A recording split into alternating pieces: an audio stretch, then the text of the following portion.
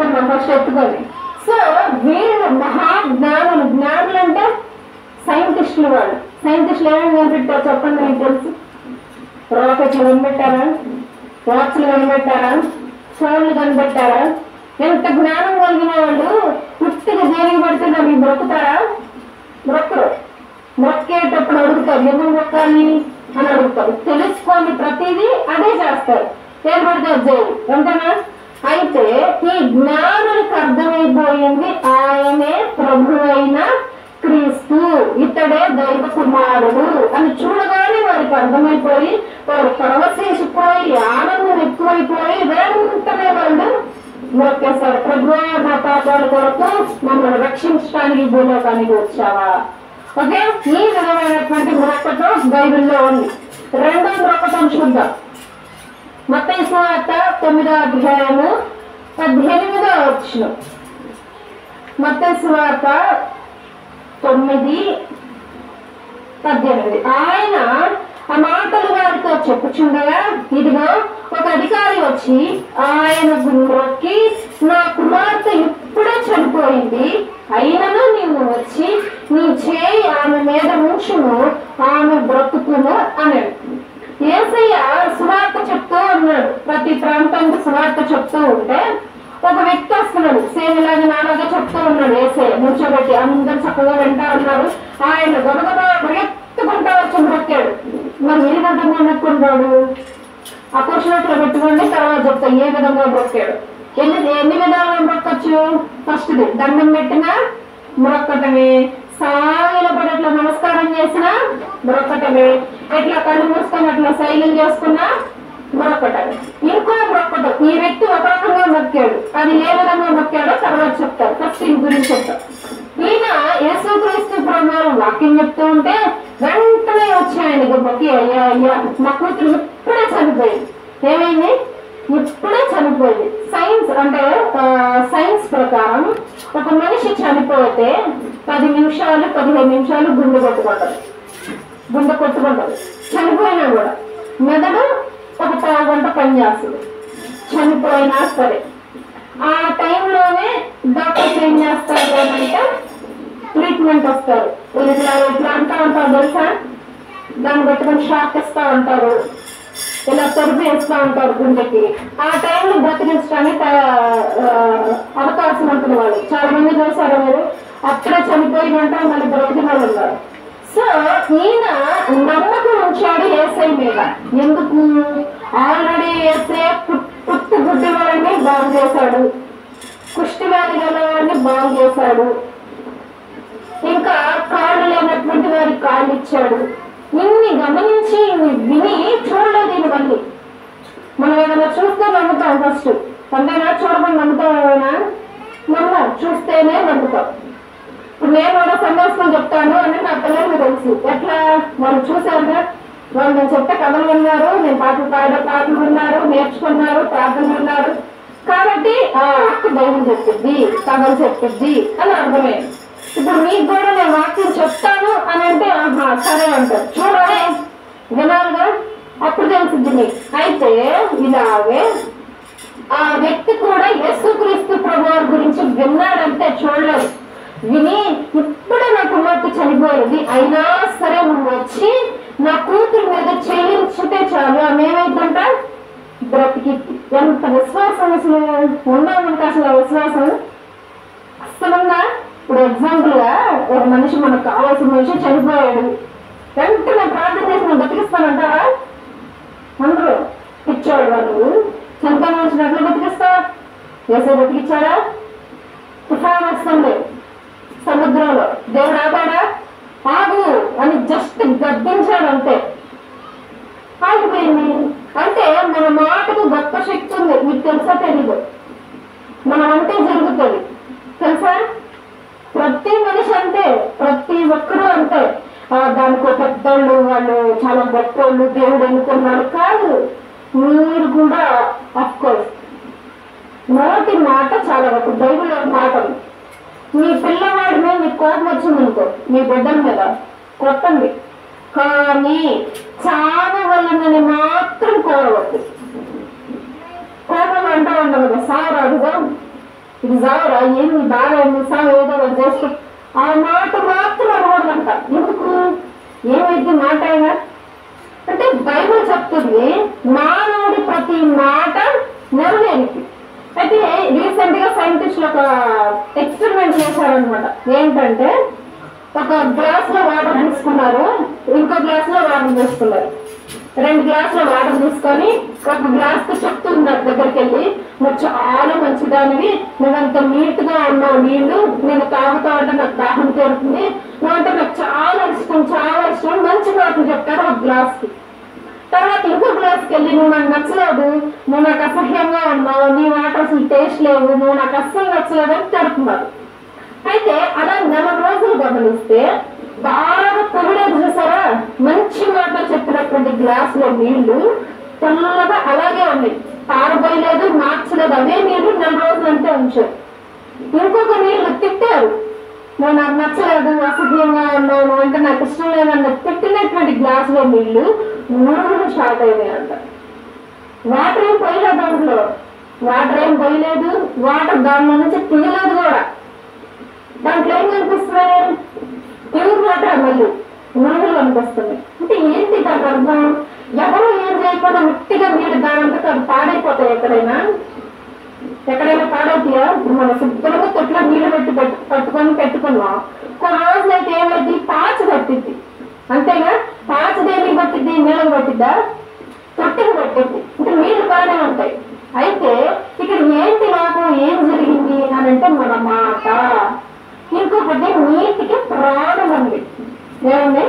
ప్రాణం ఉంది, జ్ఞాపక శక్తి ఉంది. ఎవరు తిట్టారు, ఎవరు మనల్ని పొగిడారు, ఎవరు మంచిగానంతా మాట్లాడారు, ఇవన్నీ గుర్తుపెట్టుకుంటుందంట మీరు. అప్పుడు అర్థమైన వాళ్ళకి మనిషి మాట చాలా విలువైంది. ఎవరినైనా శపిస్తే వాళ్ళ జీవిత నాశనం, ఎవరినైనా ఆశీర్వదిస్తే వాళ్ళు ఖచ్చితంగా బాగుంటారు. అందుకే ఎప్పుడు మంచిగా పలకాలి. నీ మీద ఎన్ని రాళ్ళు రాలుతున్నా ఏం చేయాలి? మంచిగా పలకాలి. ఏసీ ఎందుకే మంచిగా పలికాడు. శిలువ మీద ఏసైని కొట్టారు, అయినా సరే ఏసీ అన్నాడు, మీరు ఏం చేస్తున్నారు వీళ్ళకి తెలియదు, వీళ్ళు ఏం చేయాలి? నువ్వు క్షమించడు చేసేటప్పుడు మిమ్మల్ని కొట్టాడు, మేము నాశనం చేయంటే ఏమైపోయాను? సుండేమో వెలుబడి ఇప్పుడుదాకా ఉండదు. కాబట్టి మనిషి మాట చాలా విలువైనది. అది ఆయన గ్రహించాడు. ఆ కుమార్తె తండ్రి గ్రహించి అయ్యా వచ్చి నా కుమార్తె మీద చెయ్యించి నా కుమార్తె బాగుపడింది. వెంటనే ఆయన వెళ్ళాడు, స్వస్థపరిచాడు, బాగుపడింది నా కూతురు. ఇప్పుడు మొక్కటం అంటే ఏ విధంగా ఆయన మొక్కాడో చూద్దాం. లూకా సువార్త 8వ అధ్యాయము 41వ వచనం. లూకా సువార్త 8వ అధ్యాయము 41వ వచనం. అంతటా ఇదిగో సమాజ మందిరపు అధికారి అయిన యాయీరు అని ఒకడు యేసు పాదముల మీద పడి ఇంచుమించు 12 ఏళ్ళు ఈడు గల ఒక కుమార్తె చాలా సిద్ధముగా ఉన్నది కనుక తన ఇంటికి రమ్మని ఆయనను బ్రతిమాలుకొనెను. ఆయన వెళ్ళుచుండగా జన సమూహములు ఆయన మీద పడి. ఇక్కడ ఇంకో మాట చదువుతున్నాం, మళ్ళీ చదువుతున్నాడు. అంతటా ఇదిగో సమాజ మందిరముల అధికారి అయిన యాయీరు అని ఒకడు వచ్చి యేసు పాదముల మీద పడి. ఫస్ట్ ఏం చేశాడు ఆయన? ఏం చేశాడు? యేసు పాదముల మీద పడ్డాడు. మొక్కటం అంటే ఏంటి? అదే ఫస్ట్ మొక్కాడు కదా, నా కుమార్తె చచ్చిపోయింది అయ్యారు. ఈయన కుమార్తె ఇంకా చాలా రెడీగా ఉందంట చచ్చిపోవడానికి. ఈయన కుమార్తె, మా కుమార్తె రెడీగా ఉంది, కొన్ని క్షణాల్లో చనిపోతుంది, రావయ్యారంటూ లేచి ఆయన దారిలో ఉన్నప్పుడు చనిపోతారు. వాళ్ళ బట్టలు ఎదురొచ్చి చెప్తారు, అయ్యా మీ కుమార్తె చనిపోయింది అయ్యారు. అయ్యో అయినా సరే నువ్వు రాయి అని చెప్పి తీసుకెళ్తాడు వేసి. అయితే ఈయన ఏ విధంగా మొక్కాడు? పాదాల మీద పడ్డాడు. అంటే మొక్కటం అంటే ఏంటి? పాదాల మీద పడటం. ఫస్ట్ మొక్కటం అంటే ఏంటి? మనం ఎగ్జాంపుల్ నాటకరంగా చూస్తే అసలు మొక్కటం అంటేనే పాదాల మీద పడితేనే మొక్కటం అంటారు. కానీ నాటకరంగా మొక్కటం చాలా ఉన్నాయి. ఏదైనా వస్తువుకి దండం పెట్టుకుంటే దాన్ని మొక్కినట్టు. ఇంకొకటి ఇట్లా సైకిల్ చేసుకొని కళ్ళు మూసుకున్నా మొక్కటమే. సాగిలపడి నమస్కారం చేస్తే మొక్కటం. బయలున్నటువంటి భక్తులు అబ్రహాము గారు యేసుక్రీస్తు ప్రభావం చూసి సాగలు కూడా మొక్కాడు. ఆయన వెంటనే పడిపోయాడు, సాగలు పడిపోయాడు యేసయ్యని చూసి. దేవదత్త రూపంలో దేవదత్తలు అన్న విధంగా రాశారు, కానీ ఆయన యేసయ్య. అంటే మొక్కటం అని అంటే ఏంటంటే పాదాల మీద పడటం. ఇప్పుడు మనం మొక్కుతున్నామా దేవునికి? మొక్కుతున్నారా అందరూ దేవునికి? మొక్కుతున్నారా? మొక్కుతున్నారు. ఏసీ ఉన్నారా? ఇప్పుడు ఉన్నాడు. సరే, ఇప్పుడు నేనున్నాను. నేనెవరిని? మనిషినా, పశువునా, పక్కనా, గాడినా? ఎవరిని? మనిషి. మనిషిలో ఆడపిల్లలు. ఓకే, ఇప్పుడు నా మొక్కాలి. మీరు ఎప్పుడు మొక్కుతారు? మొక్కటం అంటే ఏంటి? బైబిల్ చూపించినట్టుగా పాదాల మీద పడాలి. పాదాల మీద పడతారు, మొక్కారు. ఇప్పుడు ఏసీ కనిపిస్తున్నాడా మీకు? కనిపిస్తున్నాడా? లేదు. ఏసీ ఎక్కడ ఉన్నాడు? పరమాత్మలో ఉన్నాడు. ఎప్పుడో ఆరోగ్యం అయిపోయాడు. కానీ మన ప్రార్థన ఎక్కడ వినిపిస్తుంది? పరలోకానికి వెళ్తుంది. ఓకే, బాగానే ఉంది. ఇప్పుడు మనం మొక్కుతున్నామా అంటే మొక్కుతున్నాం అన్నారు కదా. మరి మొక్కుతున్నారు అని అంటే బ్రతికి ఉన్న మనిషి, నుంచోగలిగిన మనిషి, కూర్చోగలిగిన మనిషి కూర్చుంటే పాదాలకు మొక్కాలి. మరి ఇప్పుడు ఆ మనిషి బ్రతికలేడు. కనీసం శరీరం ఉందా? లేదు. కనీసం కనిపిస్తున్నాడా? దయ్యంలాగా? లేదు.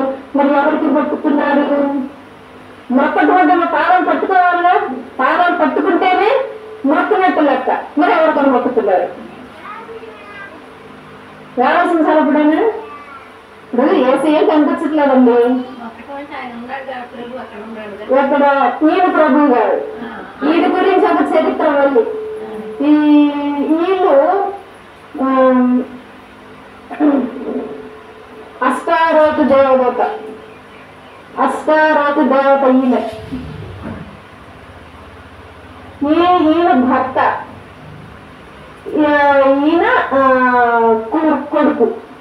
సో వీళ్ళు యేసుక్రీస్తు ప్రభావం కాదు. వీరి గురించి చరిత్ర ఉంది, గొప్ప చరిత్ర. అది పేర్లకు సభ్యత రావట్ల. అష్టారోతు దేవత లైక్ దేవత, తల్లి, పక్కన భర్త, మధ్యలో కుమారుడు. ఇది రోమన్ క్యాథలిక్ ఫార్మర్స్ ఉన్నారా, వాళ్ళు ఇదంతా సృష్టించింది. వాళ్ళ దగ్గర నుంచి చూసుకుంటే చరిత్ర తెలిసింది. వీళ్ళు మానవులు. ఇంకొంతమంది ఏమనుకుంటారంటే ఆయన పోలికలో బొమ్మలు తయారు చేశారు, మనకు కనిపించడానికి అని అనుకుంటారు. కానీ కాదు, వీళ్ళు వేరు. వీళ్ళు అన్యులు. వీళ్ళని చాలా మంది ఇలా పూజించారు, ఇప్పటికీ పూజిస్తున్నారు. కొన్ని చోట్ల సూర్యదేవుడు అంటారు. ఎవరో తెలుసా? సూర్యదేవుడు మధ్యన శిలువలో ఉన్నాడు. ఆయన సూర్యదేవుడా? ఇంకో కొన్ని చోట్ల సూర్యదేవుడు ఉన్నారా? మీరు కృష్ణమాసం మనం కృష్ణమాసం జరుపుకుంటాం, కానీ అది సూర్యదేవుడి పండుగ. సూర్యదేవుడు పుట్టినరోజుని కృష్ణమాసంలో మార్చారు. సో ఇదంతా చరిత్ర. సో ఆయన దేవుడు కాడు. ఒకవేళ ఆయన దేవుడు అయినా సరే పాదాలు ఉండాలిగా, మొక్కాలుగా. మొక్కటం అంటే పట్టుకోవాలి. పాదాలు పట్టుకుంటేనే మొక్కినట్లు లెక్క. మరి ఎవరికి మొక్కుతున్నాం? మరి ఆయనకు మొక్కపోతే అద్భుతం జరిగిద్దా? ముందు వచ్చినటువంటి వ్యక్తి వచ్చి పాదాల మీద పడి నాకు మతి చనిపోయిందయ్యా, నువ్వు రాయ్యా అంటే ఆయన రావటం మూలంగా కార్యం జరిగింది. ఆయన అడగటం మూలంగానే జరిగింది. మనము అడుగుతాం ఈజీగా. ఇప్పుడు ఏదైనా సమస్య అప్పులు వచ్చినాయి, ఎగ్జాంపుల్ అప్పు కట్టాలి, అయ్యా అప్పులు తీరట్లేదు అయ్యా అని నా గురించి ప్రార్థన చేస్తాం. వెళ్ళిపోయింది ప్రార్థన. దేవుడు వింటాడు ఖచ్చితంగా. ఏది అడిగినా వింటాడు దేవుడు. సో దానికి కావాల్సిన దేవుడు ఇస్తాడు. ఆ కార్యం జరిగిపోయింది. అయితే ఈయన బ్రతికి ఉన్నాడు కాబట్టి యేసయ్య ఆయనకైతే ప్రాణాలు ఉన్నాయి కాబట్టి, పాదాలు ఉన్నాయి కాబట్టి మొక్కాడు, పట్టుకున్నాడు, మొక్కాడు. ఇప్పుడు యేసయ్య మనకు కనిపించట్లేదు. యేసయ్య ఎప్పుడు ఆరోగ్యం అయిపోయాడు, కానీ మనం మొక్కాలి. సాగిన సత్యముతో మన ప్రభు యేసుని సాగిన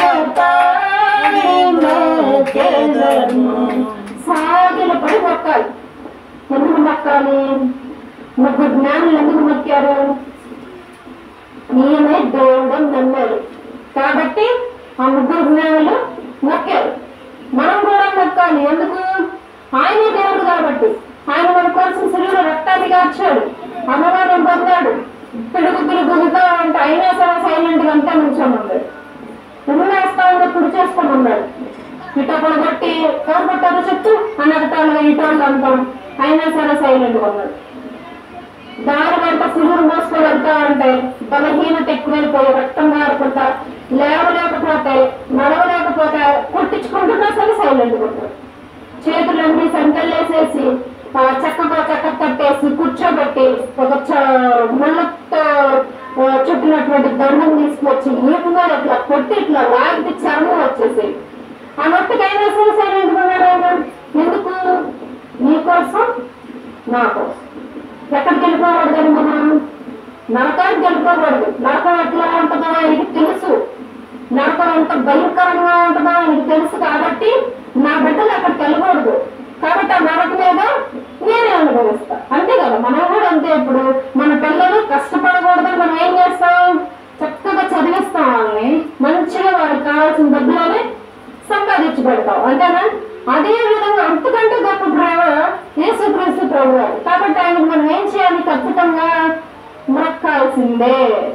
అయితే ప్రార్థించేటప్పుడు ఖచ్చితంగా మొక్కే ప్రార్థించాలి, మట్టిగా ప్రార్థించకూడదు. మరి ఇదేంటమ్మా మొక్కాలంటావు, ప్రార్థించాలి ఖచ్చితంగా అంటావు, కానీ ఇక్కడ మనిషి లేడంటావు, పాదాలు లేరంటావు, ముట్టుకోవాలంటావు, ఎలా సాధ్యం అని అంటే దాన్ని ఒక వచనంలో గమనిద్దాం.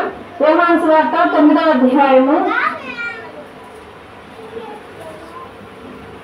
యోహాను సువార్త 9వ అధ్యాయము 38వ వచనం. అంతటా వాడు ప్రభువా నేను విశ్వసించుచున్నానని చెప్పి ఆయనకు మొక్కెను.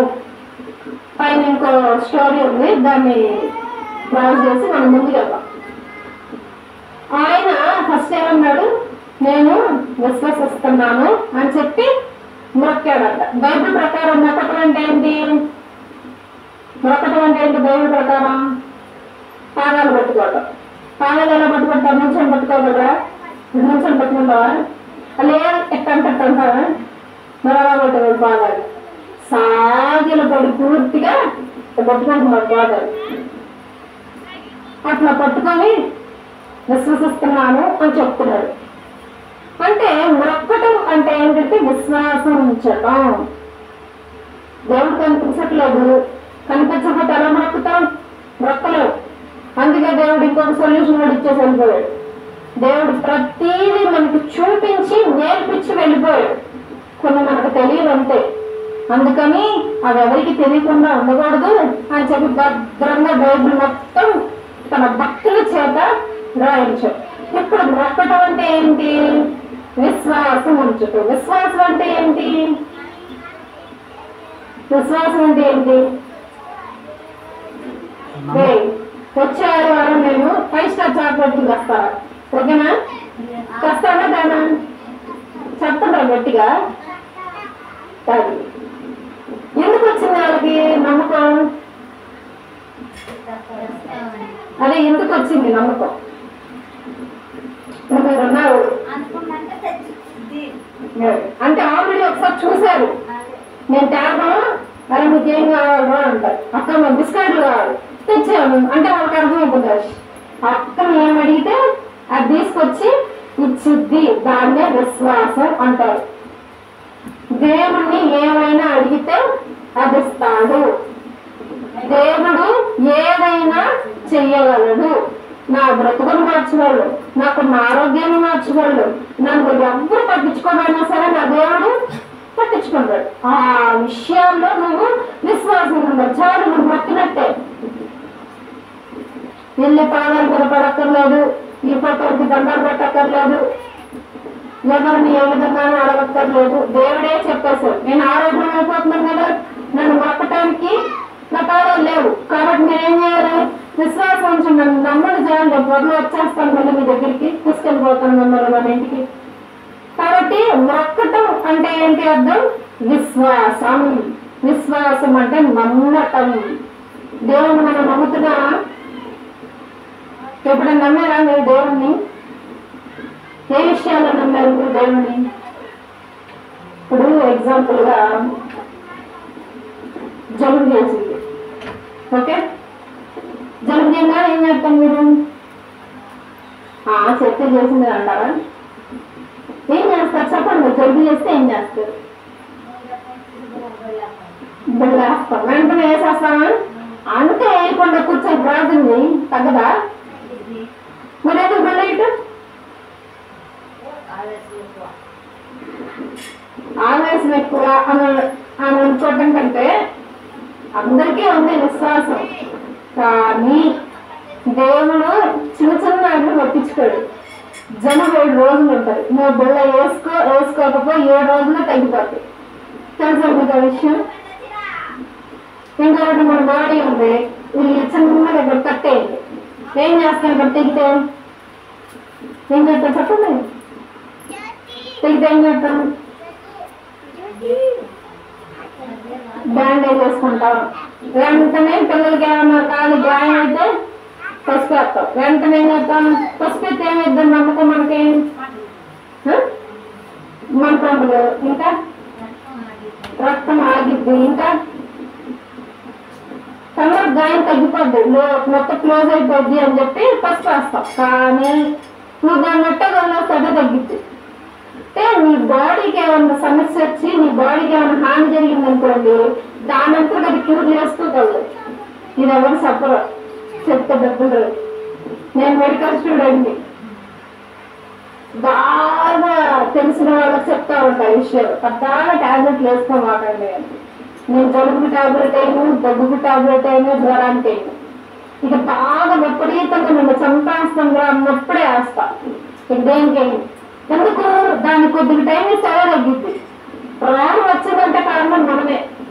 ఇప్పుడు దెబ్బ తగిలిందంటే కారణం ఎవరు? మనమే. దానికి దెబ్బ తగిలిద్ది, మనం జాగ్రత్తగా ఉంటే రాగలరు. రోగం వచ్చింది అంటే దాడి కొద్ది సమయం ఇస్తే దానికి కదా తగ్గిద్ది. అయితే యేసుక్రీస్తు వారు భూలోకానికి వచ్చి తన రక్తాన్ని ప్రోక్షించి ఎంత కథంతా నడిపి వెళ్ళిపోతే మనం ఏం చూపిస్తున్నాం ఆయన మీద? అవిశ్వాసం చూపిస్తున్నాం. గట్టిగా చెప్పడం నమ్మకం లేదు మనకి, ఎప్పటికీ లేదు నమ్మకం. సడన్ గా పిల్లలు నడుచుకుంటూ కళ్ళు పడిపోయాడండి, ఏం చేస్తావు? వెంటనే పరుగులు తీసుకెళ్ళు, లేదు కూర్చొని ప్రార్థన చేస్తాను చేస్తావా? మరి ఎక్కడ మీ విశ్వాసం? అందుకే బైబిల్ చెప్తుంది, ఆలోచించేంత విశ్వాసం ఉంటే కొండ ఇక్కడ నుంచి అంటే నిలువెద్దంట. ఏదో కొండ మాట అంటదంట, మన పిల్లల మాట కొండే ఉంటుందంట మాట. మరి వేటిలో ఉండాలి విశ్వాసం? ఈ చిన్న చిన్న వాటిలో కాదు. అనారోగ్యం వస్తే ఖచ్చితంగా హాస్పిటల్కి తీసుకెళ్ళాలి, అది ఖచ్చితం. త్వరగా బాగుపడాలని చెప్పి ప్రార్థన చేయాలి. మరి దేనిలో ఉండాలి ఈ విశ్వాసం? మరి ఏ విషయాల్లో ఉండాలి అని అంటే, కొంతమంది ఇప్పుడు చాలా మంది వచ్చి మీ బైబిల్లో బూతులు ఉన్నాయి, తప్పులు ఉన్నాయి, వీటిని నమ్మకండి, వీటిని వదిలేయండి అని చెప్పేవాళ్ళు ఉన్నారు చాలా మంది. అవును నిజమే అని చెప్పి ఈ జనరేషన్ లో ఇప్పటికీ నాలాంటి యవ్వనస్తులు చాలా మంది తప్పిపోయారు, చాలా మంది తప్పికెళ్ళిపోయారు. ఏంటి అంటే వాళ్ళకి విశ్వాసం లేదు, నమ్మట్లేదు వాళ్ళ దేవుణ్ణి, వాళ్ళ జీవితాలు మారలేదని నమ్మట్లేదు, వాళ్ళ బ్రతుకులు మారట్లేదని నమ్మట్లేదు. ఇప్పుడు మన ఆరోగ్యం ఉంది, మన ఆరోగ్యం కుదుటపడాలి అంటే బెల్లేయాలి. కొన్ని రోజులు తగ్గపోతే ఏం చేస్తాం? ఇంకొంచెం పెద్ద డాక్టర్ దగ్గరికి వెళ్తాం. అలా ఎవరో ఒకళ్ళ చుట్టూ తిరుగుతూనే ఉంటాం, మూల ప్రార్థన చేసుకుంటూ ఉంటాం, అయ్యా తగ్గాలి అని చెప్పి విశ్వాసం. అలా ఆ విశ్వాసం ఏదో నీకు గట్టి విశ్వాసం ఉందనుకో, నువ్వు తిరగకుండానే నీకు బాగోలేదు. బైబిల్లో భక్తులు ప్రతిదానికి ప్రార్థన చేసేవాడు. ఇప్పుడు మనకు అన్నం లేదు తినడానికి, ఇప్పుడు ఎగ్జాంపుల్గా ఇంట్లో రూపాయి లేదు, బియ్యం లేవు, కూరగాయలు లేవు, నూనె లేవు, వంట సామాగ్రి లేవు, చేతిలో డబ్బులు, ఆకలి నకనకలు ఆడుతుంది. ఏం చేస్తావు చెప్పండి? ఏం చేస్తారు మీరైతే? అప్పు తెచ్చుకొని తింటారు, అవునా? మరి ఇస్తానమ్మా డబ్బులు లేవు, పని నుంచి వచ్చాక ఏం చేస్తాను, నీకు ఇస్తానమ్మా అని చెప్పి కొట్టుకెళ్ళి అప్పు తెచ్చుకొని తింటావు. అలా 2 రోజులు ఆకులు ఎగుబడి ఏమైంది అప్పుడేమో పెరిగిపోతుంది ఆకలి అది కొన్ని రోజులు ఆగమ్మా డబ్బులు వస్తున్నాయి అంటే ఆగిస్తారు ఆగదు ఆకలి వెళ్తానే ఉంటుంది దాని వెనకాల మనం పరిగెత్తాలి అదే నువ్వు మోకరించి దేవుని నమ్ము దేవుడు నాకు ఈ రోజు ఆహారాన్ని ఇస్తాడు ఏరియా గారు ఆయన ఉంటున్నటువంటి ప్రదేశం నుండి పారిపోతాడు ఒక రాణి యజ్బేల్ రాణి భయపెట్టదు నిన్ను చంపేస్తాను అది ఆయన ప్రవక్త పారిపోయి ఊరు బయటకు వచ్చేస్తాడు వచ్చేసి ఒక గట్టి మీద కూర్చుంటాడు పక్కన నది పారుతా ఉంటుంది ఆకలేస్తుంది అయ్యా నాకు ఆకలేస్తుంది అని చెప్పి ఇట్లా ఆకాశం పైకి ఎత్తాడు తల గుంపు వచ్చినాయి కాకుల గుంపు వచ్చి మాంసాన్ని పైనుంచి కింద పడేస్తాడు ఇంకో గుంపు వచ్చింది ఆ గుంపు వచ్చి రొట్టె ముక్కలు పడేస్తుంది అసలు ఏమన్నా సంబంధం ఉందా కొంచెం మాంసం ఒక బయట పడితేనే బతకనేవి కాకులు అయ్యే కొట్టుకు వస్తాయి ఆ మొక్క కోసం అట్లాంటి కాకులు ఏం చేస్తున్నాయి ఆయనకి తీసుకొచ్చి ఆహారం ఇస్తున్నాయి ఎవరిని అడిగాడు ఏసేని అడిగాడు ఈ జనరేషన్ లో జరుగుతాయి అవన్నీ అంటే జరుగుతాయి ఖచ్చితంగా జరుగుతాయి ఇప్పుడు నేనే ఉన్నాను ఎగ్జాంపుల్ అప్పుడప్పుడు అనిపిస్తూ ఉంటుంది అబ్బాయి బిర్యానీ తింటే బాగుంటుంది అనిపిస్తుంది సహజం ఒకే బోర్డం రోజు ఒక రోజు చికెన్ ఒక వారం చికెన్ ఇంకో వారం ఇంకొకటి పప్పు కూరగాయలు అలా వదలని మారుస్తాం ఈరోజు బిర్యానీ అనిపిస్తుంది ఎట్లా అని అనుకుంటాను అనుకున్న వెంటనే ప్రార్థన చేస్తా వేసే నాకు ఈరోజు బిర్యానీ వేయాల్సింది వేసేయాలి ఆ తర్వాత బిర్యానీ వచ్చింది ఇంకొకటి అద్భుతం ఏంటంటే మార్నింగ్ కూర వండాను నేను బెండకాయ కూర వండితే ఆ కూర సరిగ్గా రాల మాడింది కొద్దిగా ఎట్లాగో తినేసారు వీళ్ళందరూ పాపం మధ్యాహ్నానికి కూర లేవు పనివాళ్ళు డబ్బులు ఇప్పుడు మధ్యాహ్నం కూర అట్లా మధ్యాహ్నం ఆకలి తీరేది అట్లా అని అనుకుంటా అమ్మ మనసులో ఉంటే ప్రార్థన కూడా చేయలేం అని అనుకుంటా ఏం చేయాలేసయ్యా ఎప్పుడైనా నేను ఏసైతో మాట్లాడాలి అంటే తలెత్తి ఆకాశంలో చూసే మాట్లాడతా గాలిని మాట్లాడతా ఏం చేయాలేసి అనుకుంటా స్నానం చేశాను వచ్చి కూర్చున్నాను పక్కింటి అన్నము పప్పు సాంబారు తీసుకొచ్చి పెట్టింది ఏంటిదంటే అని అంటే పక్కన ఒక ఫంక్షన్ జరిగిందమ్మ తెలిసినది అన్నం జరిగిందంటే తీసుకెళ్ళమన్నా అంటే నువ్వు అడిగి ప్రతిదీ ఏం చేస్తున్నాడు దేవుడు వింటున్నాడు దేవుడు చెవుడు కాదు దేవుడు చూడట్లేదా మన స్థితిని మనం ఎందుకు ఇలా ఉంటున్నాం అని అనుకుంటారు కొంతమంది కానీ ప్రతిదీ చూస్తాడు దేవుడు కానీ మనకు ఆ విషయం తెలియదు నువ్వు ఏ విధంగా అడుగుతున్నావు అనేదే దేవుడు చూస్తాడు నేను అడిగాను దేవుడు ఇచ్చాడు మనం కూడా అంతే అడగండి నేను ఇస్తాను అడుగుడి మీకు ఏమన్నా తట్టుడి తరవబడు మనం ఏం చేయట్లేదు అంటే దేవుడిని అడగట్లేదు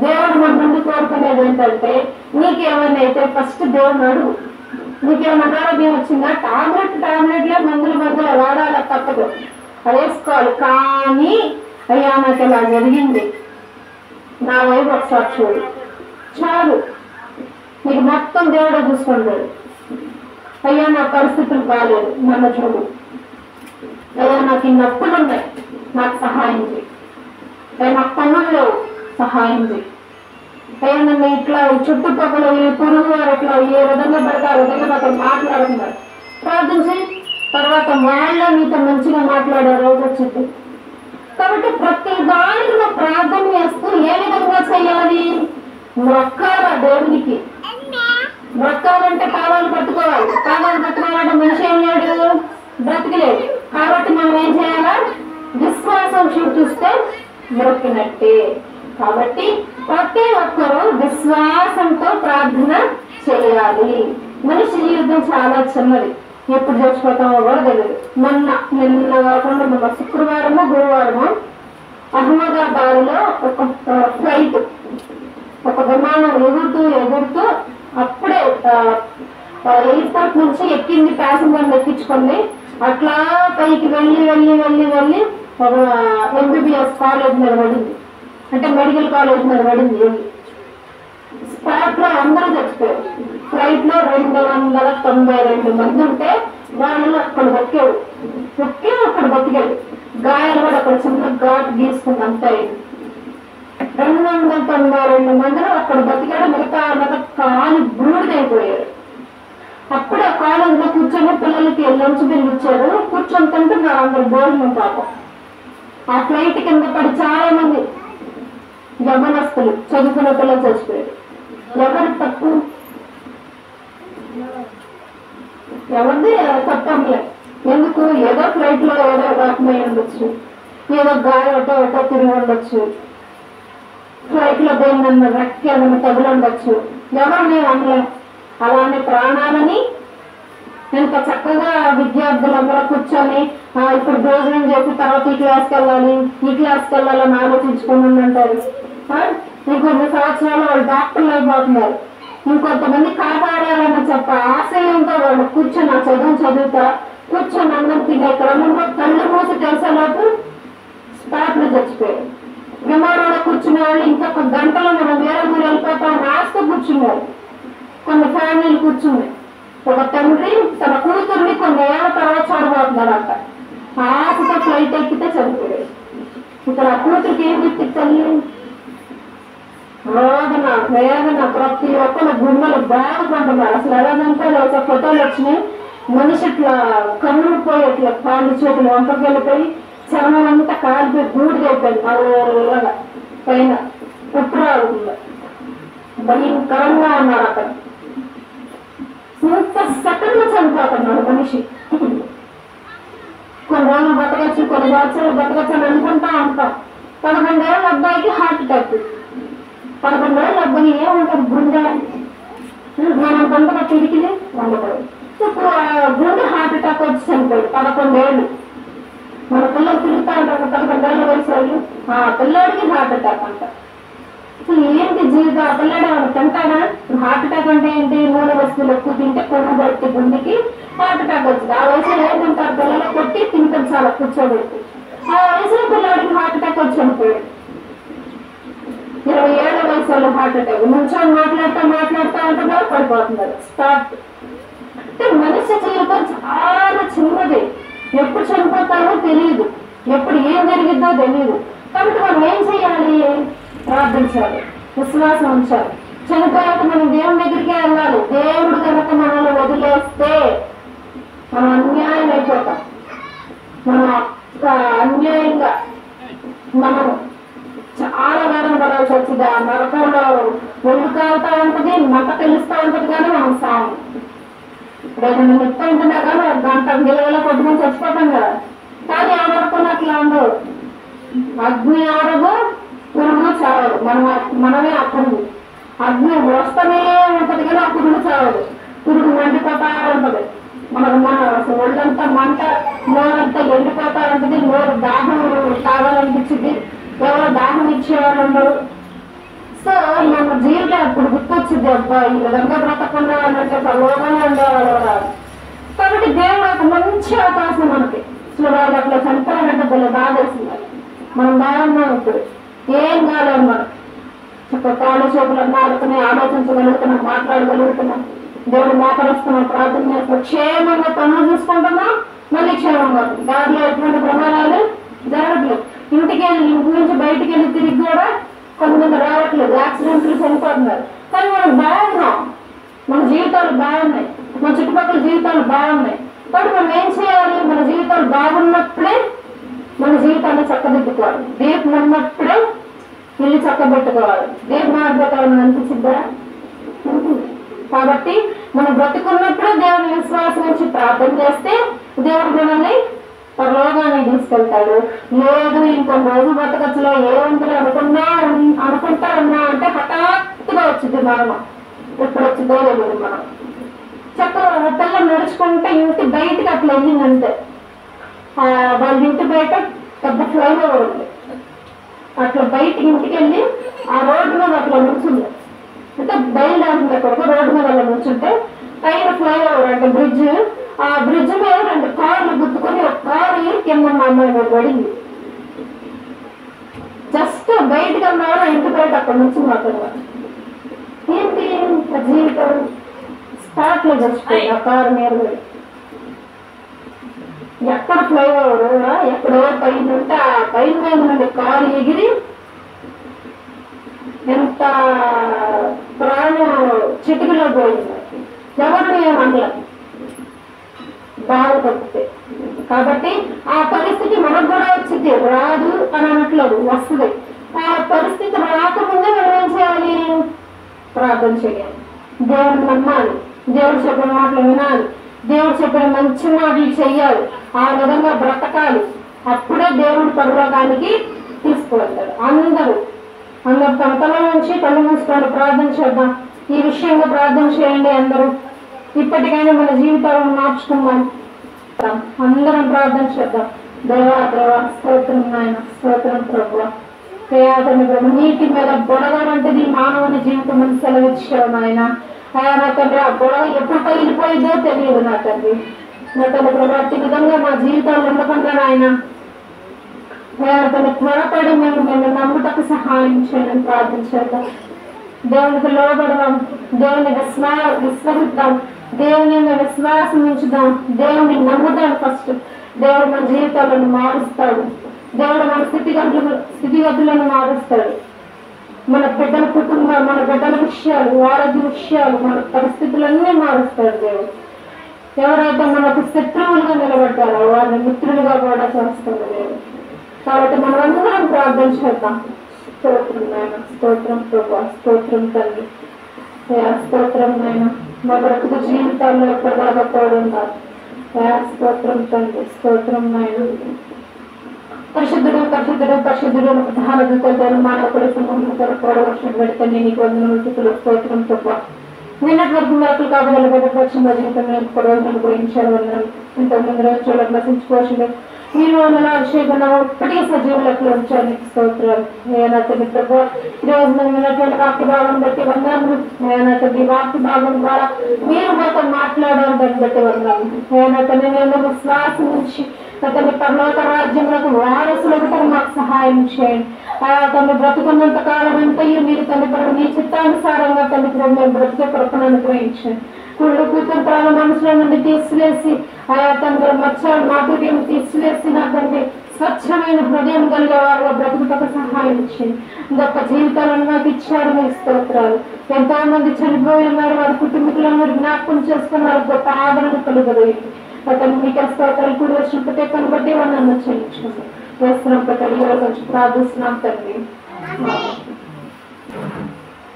స్తోత్రం ప్రభు, స్తోత్రం నాయన, స్తోత్రం తెలుగుమా. పదహారం తెచ్చిన వారిని మీరు జ్ఞాపకం చేసుకోండి. నూతన గుర్తులను బట్టి మీరు జ్ఞాపకం చేసుకోండి. ఉన్నటువంటి ప్రతి ఒక్కరికి ఆరోగ్యాలు సహాయం చేయండి. నా తండ్రి ఏ ఒక్క వారి జీవితాల్లో జరిగినటువంటి మేలు కొరకు ఈ పలహారం ఇచ్చి ఉన్నారో అటు మేలు మీరు వారి జీవితాల్లో జరిగించిన దాన్ని బట్టి వందనములు. ఇటు విధంగానే మీ జీవితాలను మార్చమని చేస్తున్న గురించి ప్రార్థిస్తున్నాను తండ్రి.